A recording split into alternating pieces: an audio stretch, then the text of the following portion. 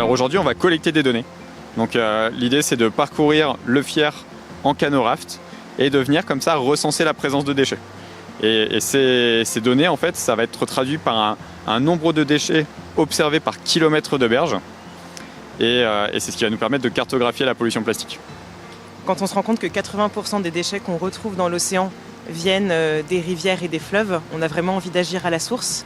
Et l'application Plastic Origin permet de qualifier, de quantifier et de comprendre le parcours des déchets.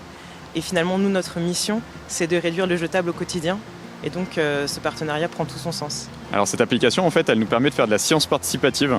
Donc on s'appuie sur des bénévoles, sur nos bénévoles, sur des associations, sur des techniciens de rivière qui vont pouvoir parcourir les rivières et collecter des données sur la pollution plastique. Donc c'est vraiment une interface utilisateur qui nous permet de collecter des données et de les envoyer sur un serveur pour une analyse a posteriori, pour construire cette carte de la pollution plastique des fleuves et des rivières.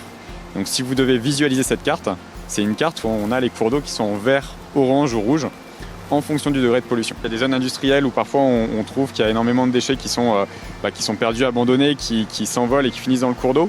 On a parfois le cas d'anciennes décharges qui sont à proximité de rivières et on a souvent, très souvent, le cas en fait de cours d'eau qui traversent des villes souvent les villes, les grandes agglomérations rejettent beaucoup de déchets aussi. Donc rejette, c'est un peu à mettre entre guillemets, hein. C'est des déchets qui vont s'envoler, des déchets qui vont être perdus. On a tous, par exemple, si je vous pose la question de quelle est la dernière chose que vous avez perdue, vous allez me dire peut-être mon téléphone, peut-être ma clé, mais vous n'avez pas pensé au paquet de mouchoirs ou à l'emballage de paquets de mouchoirs. Et ça, c'est des choses qu'on perd très facilement.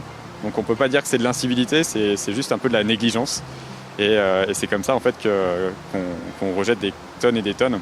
On parle de 8 à 12 millions de tonnes de déchets qui finissent chaque année dans l'océan. Nous, notre rôle, en fait, on est un collectif qui permet aux entreprises de s'engager et qui incite les entreprises à s'engager à reverser 1% de leur chiffre d'affaires à des associations environnementales. Et les associations environnementales en question sont des associations qui sont présélectionnées par le 1%. Nous, on présélectionne à la fois des associations, il y en a 400 en France, et on présélectionne aussi des projets. Et le projet de Surfrider Foundation avait été présélectionné il y a 2 ans pour son projet justement pour cartographier les déchets dans les rivières et voir leur origine. On a présélectionné ce dossier parce qu'il était particulièrement impactant, qui s'attaquait à la source du problème. On a trouvé que c'était vraiment intéressant. Et en plus, il y a tout un côté science participative parce que c'est la mise en place d'une appli qui permet même au grand public de participer. Donc on trouvait que ça cochait vraiment beaucoup de cases dans l'efficacité.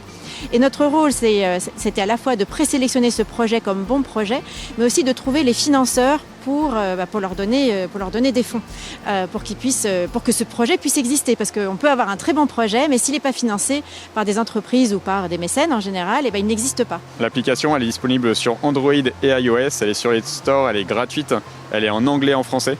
Donc tout le monde peut la télécharger, tout le monde peut également aller sur le terrain. Nous, on propose des petites formations en visioconférence de 30 minutes disponibles. Si vous allez sur le site plasticorigins.eu, vous allez pouvoir vous inscrire à ces petites formations.